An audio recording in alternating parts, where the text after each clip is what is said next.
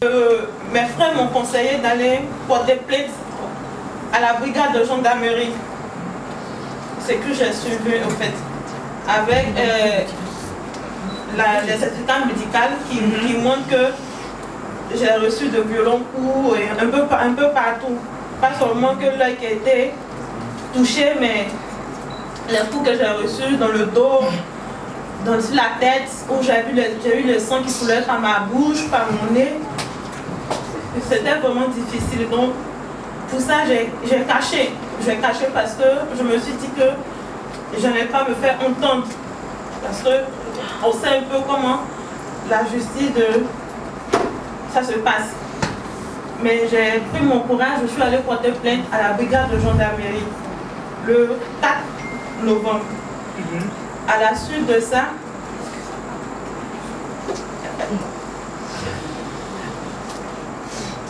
et on m'a marié à un homme que je n'ai jamais vu et que je ne connaissais pas. Et qui avait 40 ans, oui.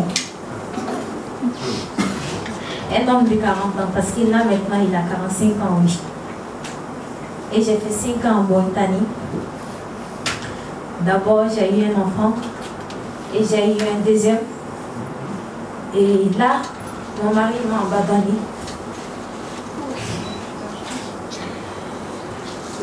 Il m'a abandonné avec la grossesse. J'étais là, toute seule. Et dans un appartement que je louais. Et là que je n'arrivais même plus à payer. Et là, c'est pas seulement que mon cas. J'ai eu plein d'amis comme ça qui ont eu ce même cas. Plein. Et l'ambassade de Côte d'Ivoire ne réagit rien. Il ne peut rien faire contre cela. Et là, même quand tu en parles d'abord, les gens se moquent de toi, les gens te disent que tu es comme ça. On te dit que tu es... Je ne sais pas comment je vais le dire. On vous traite comme des sous-ordres, en fait. Voilà. On dit que les Noirs sont des esclaves, que ce soit les Mauritaniens, que ce soit autres, mais les Noirs, même d'abord, sont des esclaves. Et quand même un petit Mauritanien blanc qui parle, toi, le Noir d'abord, tu dois l'écouter. Et tu n'as pas le droit à la parole? Non, tu n'as pas le droit à la parole d'abord.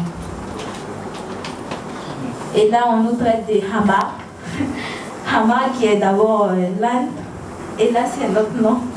On nous dit les Hama.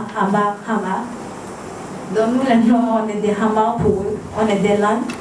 On est obligé de faire ce qu'ils veulent. Et ils sont obligés de faire ce qu'ils veulent de nous.